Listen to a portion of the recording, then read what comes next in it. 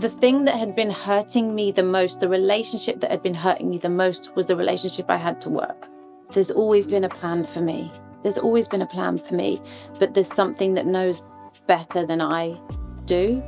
And when I get my ego out of the way and allow the soul to really step forward, I'm fulfilled at a level that I could never have orchestrated for myself.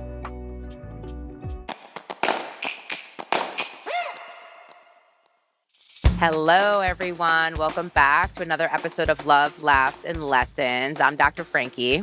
And I'm Denise Rai. And I have a question for you. Have you ever felt like you were doing all the right things, but still asking yourself, is this it? If you have, then Lydia Kimmerling's story is the one you need to hear. Lydia is a master life coach, healer, and energy expert with thousands of hours of experience helping people break through subconscious blocks and step into their fullest potential. She has an extraordinary ability to read energy, channel deep insight, and pinpoint the root cause of what's keeping someone stuck. Her work has been featured on television, in the press, and on major stages, helping people clear what's standing in their way and realign their true purpose. Before she became a life coach, the coach that she is today, Lydia had to navigate her own reckoning. On paper, her life was impressive, working in TV at 17, running a restaurant in Panama. By her early 20s, you know what, Lydia, I don't want to tell your story. Welcome, Lydia, to the podcast. Welcome. Thank you so much.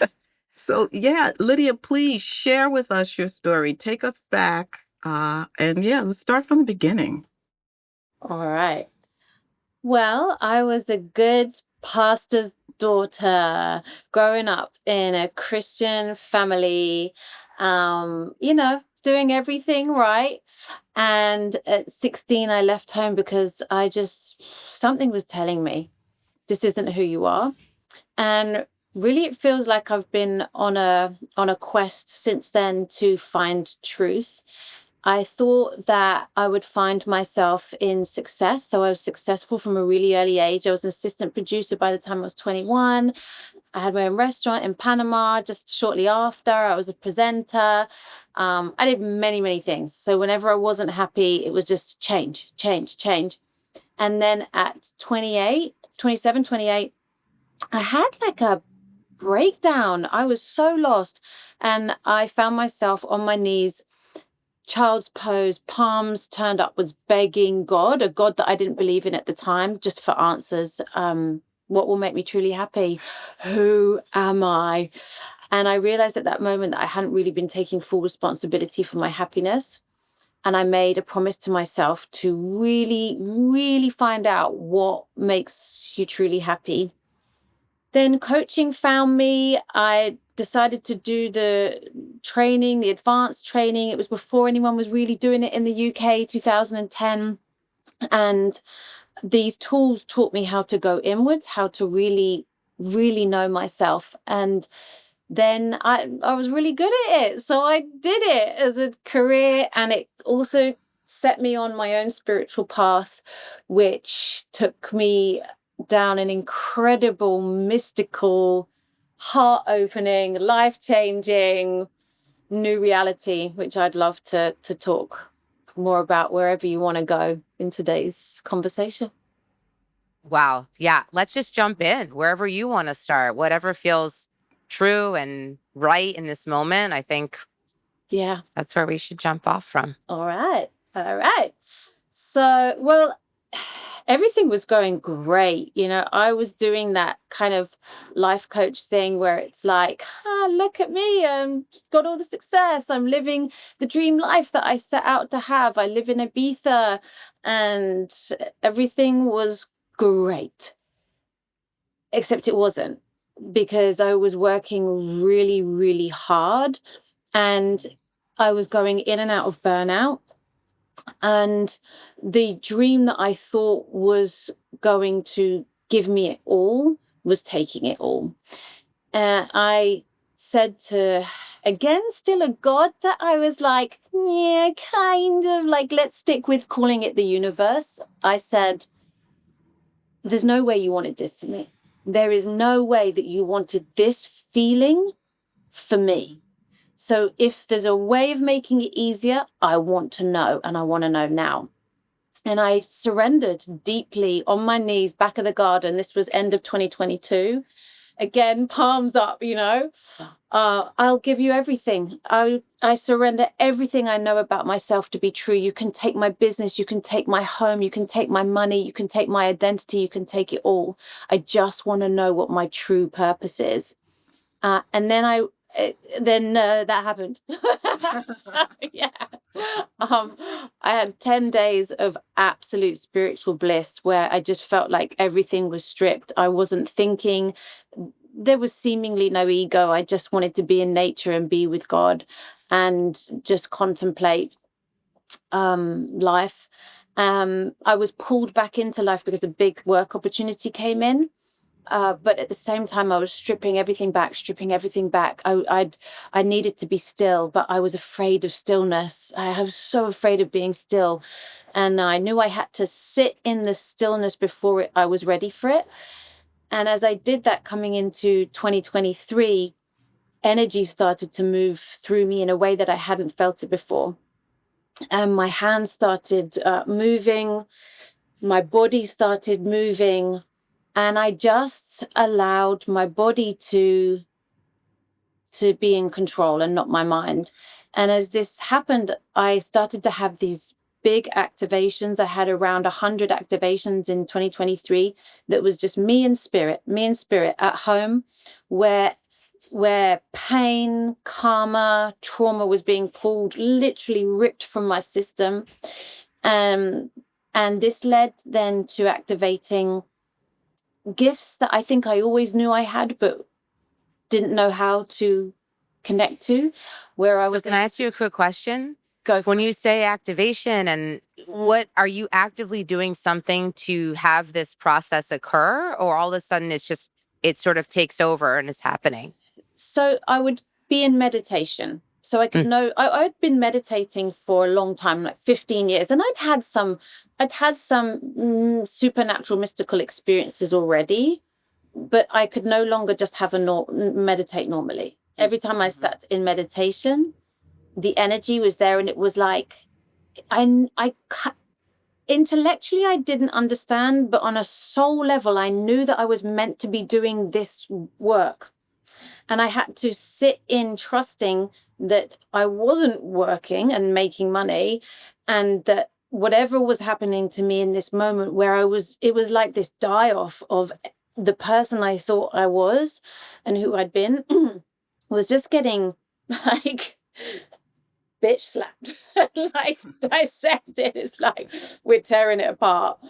So yeah, nothing specific, but actually, if I look at my whole life, everything had led to that at the same time, So that's it. Okay. So I just I needed a little more context to figure out, okay, well, is this just happening to you, or are you actually intentionally accessing it? Which it sounds like you are. You're going into, engaging in meditation, making time for it, and allowing yourself to be available for it, it sounds like. Yeah. Oh, I wasn't going to buy milk and then suddenly, like, in the middle of the aisle. Uh-huh. It was at home. This was part of your ritual. Space. Yes. Yeah. Okay. Did you find that you were sitting longer in meditation and that you needed to sit longer, or was it just kind of spontaneous for you? So sometimes these journeys, processes, I mean, I've come to call it an activation. It's not an official term. I don't know. There's a lot of other ways we could call it, I'm sure, but sometimes it was an hour, sometimes it was 3 hours. Mm-hmm.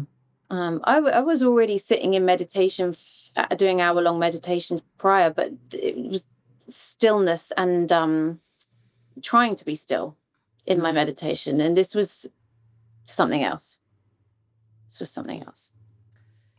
So bring us back there. So you found, it sounds like there was a big opening and you took it. You took the opportunity, right? Something presented. That's a really great way to put it. there was something like going, you want to come on, and I knew that I had to take it, and I took it all the way. Knowing that I was facing so much shadow, so many fears, but I just knew that on the other side there was this next level freedom, the freedom that we all long for, the freedom that we're all seeking in our work, in our relationships, in our homes, in our whatever it is that is external that we are identifying with. I knew I was getting a different level of freedom on the other side of this. Mm-hmm. And what were those fears that you had? Yeah, I mean, there were the surface level fears of I'm not doing anything in my business. I'm a single mother, so I'm not bringing in any money. There was a point where I couldn't pay my rent, and for the first time for a very long time, I had no money, and my son was 3, and I had a massive villa and huge overheads, and this was all part of the design to I want to say, like, wash away the idea that I wasn't truly supported. I mean, there's a story with that as well, because I had to just keep on going, lean in and trust. And I had this holiday booked where I was taking my son away, and I didn't have any money, and I had a team to pay. And then I'm on the plane, and I'm like, well, this is happening. I'm going away anyway, so I might as well just relax and trust. And this voice just said to me, just let the team go. It's going to be fine. We had to take you to this financial edge to bring all of this anxiety up and out, to show you that the external security you're believing in terms of money, whatever else, it's not real. The real true security is the inner security. Yeah. So I went away, had this holiday with my son, got back. As soon as I got back, a contract that I'd been waiting for 6 months, they should have paid 6 months before, and it was a year's worth money. Came through. Yeah. Yeah. So when you released everything that you were like holding on to so dearly to survive, right? So it's like that same dilemma that I think everyone faces. We're chasing whatever it is that we're chasing, whether it's money or fame or success, and we're feeding it. We want more, and we want more, and we want more, and we want more. It's never enough. Never enough. No. Oh. Yeah. But that gave me like a gut feeling, like just imagining you just saying, okay, F all of that. I got to let it go. Well, surrender is the word that comes up for me. Yeah. And I thought I'd been surrendering before this, because I'd been called to this spiritual path, and wanting to I really was dedicated to what will make us truly happy, what makes me truly happy, what's the truth really behind happiness. But when I'd surrendered before, I was still attached to an outcome. It was like, I'm surrendering. Hello. What do you have for me? Yeah. I'll give you a little. You give me a little. Exactly. Where's my outcome? Where's my outcome? Yeah. And it never really came. So you have to really, or I almost feel like you get the amount that you get out of the way. So the amount that you move yourself is the amount that something else can come in and support. So the more that you fully get yourself out of the way, the more that something can fully come in and support. And that's what it felt like. It felt like I'd just fallen back into the arms of something so powerful that was just holding me and supporting me. But just coming back to the fears, because there was like the obvious fears on the outside, and then there was just this fear of really meeting myself, going into those spaces within myself that I still hadn't realized I was hiding, that felt so vast and so dark. And you when you're in meditation, you can experience this as if it felt like an extra level to it, where I was meeting these points in myself that were so in the darkness that I hadn't wanted to look at, that if I fell into them, I'd never come back. But then as soon as I realized that the fear wasn't real and I would just allow myself to melt into them, I was expanding into vast, infinite space and light, that it suddenly, the inner illusion that I saw then brought down external illusions in my life as well. Can you If that give makes like sense. a little example? Yeah. I guess, and I mean, one that most people could relate to is ambition, let's say. I'd always been a very, very ambitious person. And I thought that ambition was taking me somewhere. And I know the first time I really lent into the space in one of these activations that felt like it was going to swallow me up, breaking through that. Then when I came out of that, it was like I'd suddenly been given some new glasses, and I saw, oh, ambition. What is it? The thing that had been hurting me the most, the relationship that had been hurting me the most, was the relationship I had to work. And so there were many, but that was quite a big one for me, and one that I think probably a lot of people are still programmed into without realizing the pain it causes. So the other piece, I think, is what I'm hearing is like recognizing, one, that we don't have control of a lot of things we don't have control of. And also just the surrender is like letting go of that urge to control. Mm-hmm. And Yes. creating, when you said step away and create space, the more you, right, step away or maybe lean back a little, it allows room for something to come towards us, what information, energy, whatever that is, that leads to transformation. I think that's a relinquishing of control. We've got to let go. I think we're so naturally, right, inclined to want to control everything. At least I know that I have that tendency. Oh my God. Yeah, because life's scary. Life is hard. Life is scary. Life is hard because nothing is known. And it's nobody really, can anybody really help you understand that as a young person? Probably not. You what we view from this age looking up is like, well, everything's sort of worked out for that person and it's going okay, and we don't know the struggles that people have been through, but there is nothing known, but it becomes a beautiful, wild journey when you completely surrender to the unknown. And then there's a knowing that comes with that, is that, oh, there is a plan. There's always been a plan for me. There's always been a plan for me, but there's something that knows better than I do. And when I get my ego out of the way and allow the soul to really step forward, I'm fulfilled at a level that I could never have orchestrated for myself. Yeah. So I'm just wondering, like, is there a certain type of meditation that you were pulled towards, that you felt had enabled you to have greater clarity, groundedness? Yeah. So I started meditating over 15 years ago. And the way that I started was I set a timer on my phone for 5 minutes. I'd sit on my kitchen floor and I would just try to stop moving. Like, just don't move. And so I didn't follow any kind of anything. I didn't follow any kind of anything. I just kept going. So if anybody, if I know that when I speak, there's an energy transmission that comes through, and if any of your listeners are getting the goosebumps, are feeling something like, there's something in this for me, then meditation is a great place to start. It doesn't need to be complicated. Meditation isn't about not thinking. It's about being hyper focused, but you're just focused on being in your core, being in your center. So do the same thing. If you don't think you can sit still for an hour, don't.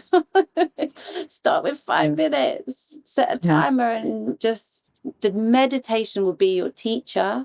But same as the surrender, don't go to meditate with the, when am I getting my bliss? Like, you just gotta sit in it and keep going and see where it takes you. So be curious, like, without being attached to an outcome. Just be open and curious. And then when you sit down in the kitchen initially, are you going, okay, I'm going to sit for 5 minutes and just see what comes to? Or are you trying to not focus on anything? Give us an idea of like internally, mentally, how are you directing yourself? So really what you're wanting to do is try to keep your attention in your center. And so where your attention goes is where your energy is placed. And essentially that means that's where you are. So you might be sat in the kitchen, but if your attention is now going to a conversation you had at work 4 hours ago, your energy's gone there, which means you have gone there. You are not living in this moment anymore. You're living in the past 4 hours ago. But this is a very natural thing to happen, but we have to train the brain because we think that we are our minds. And this is, again, is something that we're not really taught. Maybe that's changing now, but we need to learn that our mind is just a part of this machinery. That's all it is. It's a part of this machinery which you are driving. And if you're driving something, it doesn't make you the machinery. You are the driver of it. So as through your meditation practice, you are wanting to be in the stillness whilst allowing the chaos to happen. So allow yourself to move away. You end up 5 years ago thinking about something. You end up 2 days away thinking about something. And then you go, oh, I'm thinking about something. Come back. And the way that I always come back is when you pay attention to your breath, just normal breath, there's this really beautiful soft frequency that occurs at the back of the throat. It's really subtle. If you just bring your attention back to that real soft vibration, that's going to bring you back to your center because now your attention is back here. Yeah, yeah. I think they would call it before become the observer. So you're really like observing yourself in that moment and observing your breath and doing that work. Yeah. How did you so many habits that you have to unlearn because you said you were super, super successful, right? So how do you then start to, I don't want it to appear like one day this happened and then all of it was shed. It sounds like this was a process, right? So then how do you unlearn all of these habits and function differently in literally almost the same life, but a different life, but still the same life? It's a beautiful healing journey. And, as I mentioned, I left home at 16. So really for me, I feel like it's been unraveling and that I've been walking that path since then. I'm 41 now, so it's a lot of time, but it's layer by layer. And the integration piece is really about time and being the observer. So as you do this work, as you observe yourself, you will have an intention to be different in some way.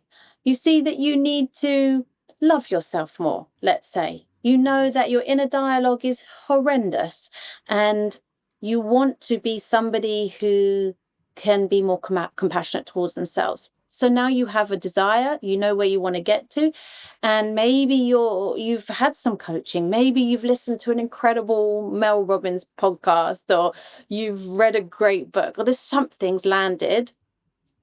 Now you've got insight, creates awareness, you're expanding your consciousness. Now you can now see differently, so you've got a different perspective. With the new perspective, it is about integrating this new understanding, and then it becomes you, like learning to drive. You don't know at first, you have to get in, you keep practicing, then one day you're in the car, you've driven from your house to the supermarket, you don't even remember how you got. That's right. Yeah. It becomes part of your being. Yeah, exactly. Nice. So, these awakenings, then what happened? Then what happened? It got wild. I was given some really amazing spiritual messages and downloads about why I'm here, what I'm here to do. I just kept following the calling, and eventually I opened up these gifts to be able to channel, to read energy.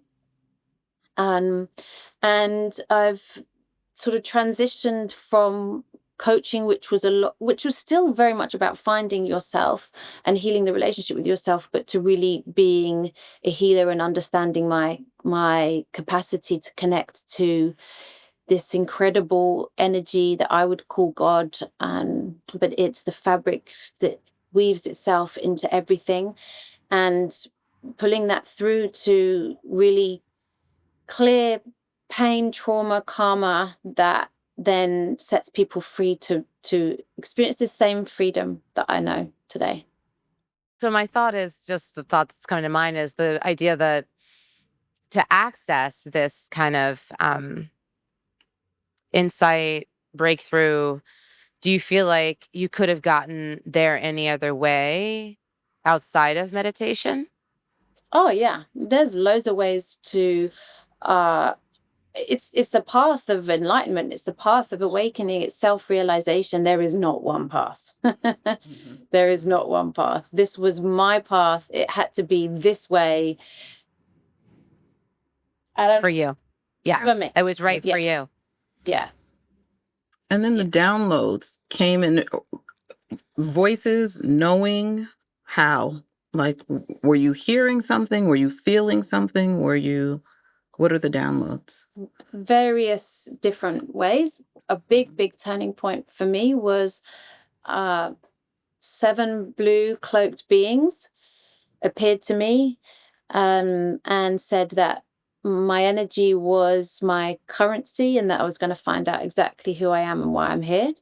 So, that was wild. Jesus came to me, appeared in front of me. Okay, so hold on. I'm sorry. 7 blue cloaked beings appear, and you think what?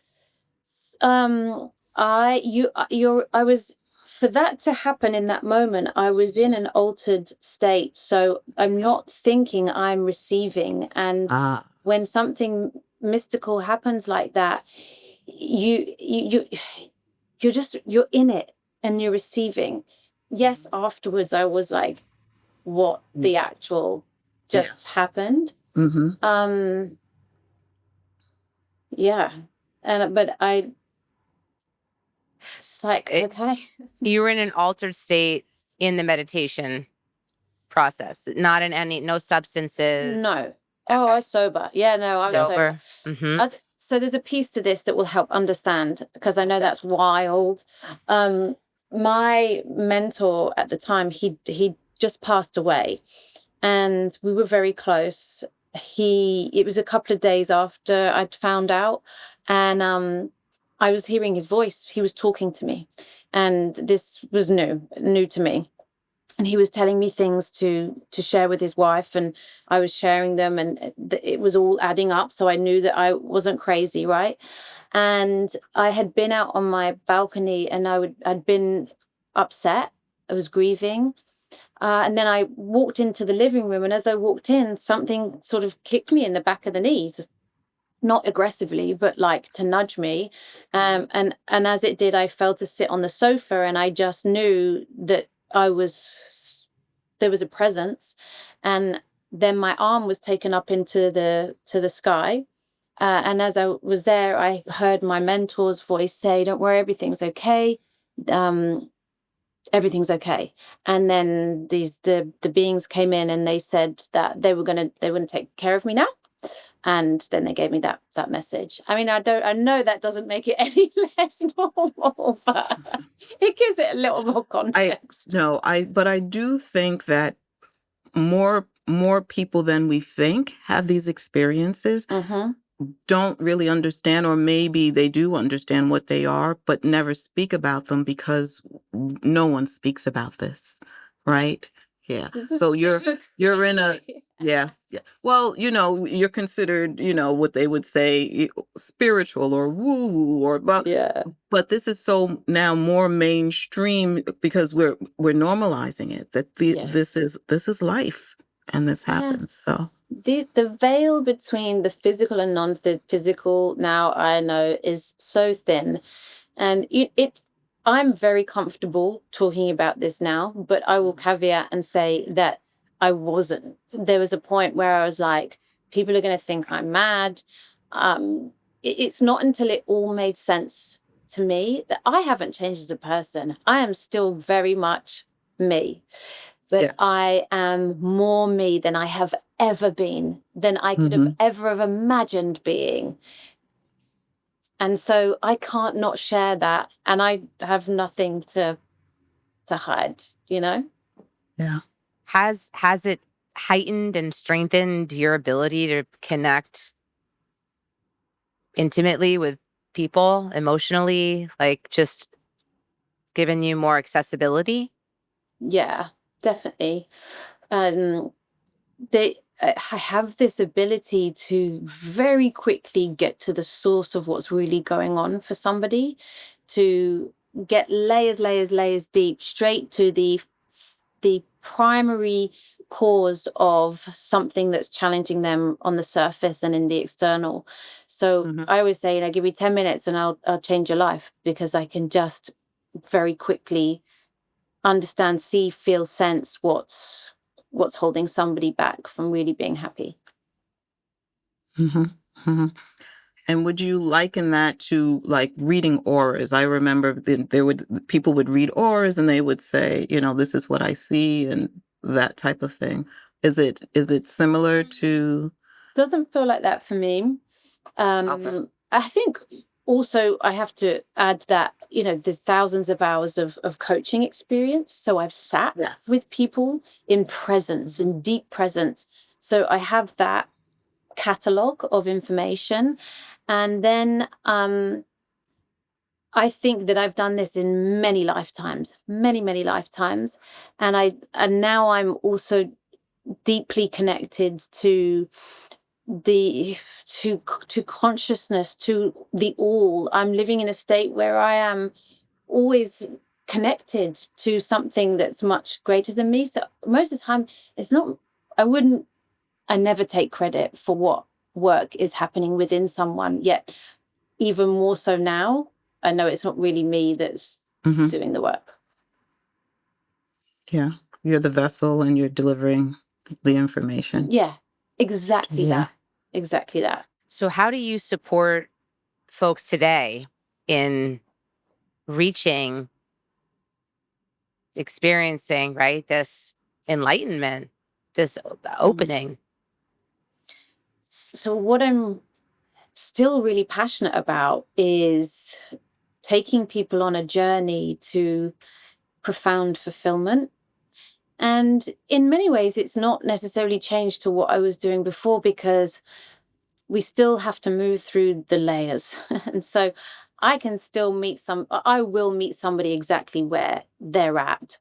I can just move people very, very quickly to that state of awareness where you can just see how you've been getting in your own way. So for me, it's about healing your relationship with yourself. I think when you heal the relationship with yourself, you come back home to yourself. And in that homecoming, you connect back to source, which is this God within. And from there you have the power, the joy, the confidence to really live as your true self and be in that happiness and that joy which was always yours all along. And are you doing this with folks virtually or in an office? Yeah, virtually. So I've always been virtual. I've got clients all over the world, and it's such a blessing to be able to do that, usually in either 12 weeks or 12 months, depending on, the how far somebody wants to go. Because, you get hooked onto this stuff. It's like you want to keep going. It feels good. It feels good. It feels good. You want to keep going. I mean, it's hard work as well. Yes. You want to keep going. And I have events. I've got an event in London, and so I do things here in Ibiza as well. Are there ever situations where it actually isn't helpful or it has the opposite effect? I wouldn't ever say that it's even if it seems like somebody is going in another. In fact, let's put it this way. I always start off saying this is going to be bumpy. It's not that we start working and you have instant joy. You have to look at your stuff. Doing this work actually can mean feeling really low. It can mean spending days crying, days processing. Right. Mhm. Because it's all, a lot of it is unexpressed energy and emotion. So quite often healing looks like a shit show. But it's actually like you've got to kind of go there to go there, you know? Yeah. So is it possible to, if you're somebody who's trying to hold up all these balls, right? And like you're keeping it together, and is it possible to be able to do that while also enter into the shit show and work on the healing simultaneously? I did it. I know many others who've done it.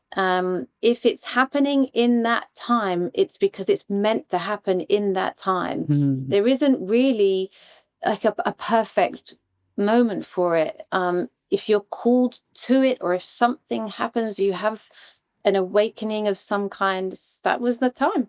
The time is the time. If it's happening, it's The because it's time is meant the to time. happen in that Yeah. time. The lesson is the life, and the life is the lesson, right? So it's all Thank So you. it's meant to intermingled. be. Ooh. It's meant to happen just then.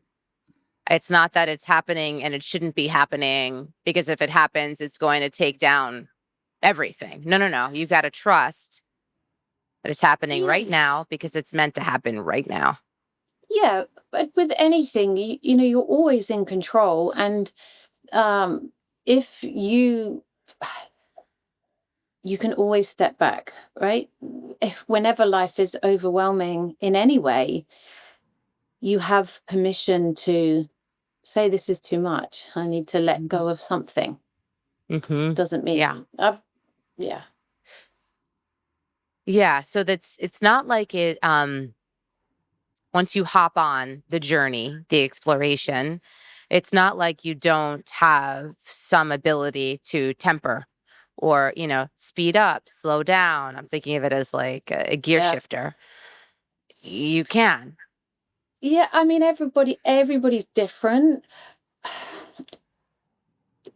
If you've decided to do the work, your soul made a decision in that moment, right? This is the moment, they're ready, let's go. And then suddenly you're thrown into a period of low, heavy, stagnant energy. You're probably not going to be able to fast forward that. Yeah. Something's happening. You've got to sit in it and be in the discomfort. And actually, you only ever make it worse when you're like, I need to make this faster. I want to get out of it faster. The only thing that can speed it up is by really being in it. Mhm. Yeah. But everybody's different, you know? Yeah. Yeah. So, Lydia, for those who are like, their interest has been piqued and they're curious about experiencing and exploring the possibilities that may be unknown to them in this moment, how do they find you? I love connecting. Come say hi. I'm on Instagram. That's where I'm hanging out the most, which is just my name, Lydia Kimmerling. So please, come on over, connect, say hi. And I've got loads of free stuff, guys, as well. Jump on over to my website. If you go to the shop on my website, there's meditations, there's courses, there's quizzes. My website is thehappinessexplorer.com. And of course, if you're feeling like you want to jump on into a session, then you can find that over on my Instagram, on my website as well. And book a call. We can have a chat and see where we can go. Beautiful. Thank you, Lydia, for joining us today. Thank you. Thank you so much. Thank you for having me. And thank you, everyone, for joining us. And we look forward to seeing you all next week. Take real good care of yourselves. Kisses, hugs. Bye-bye. Bye.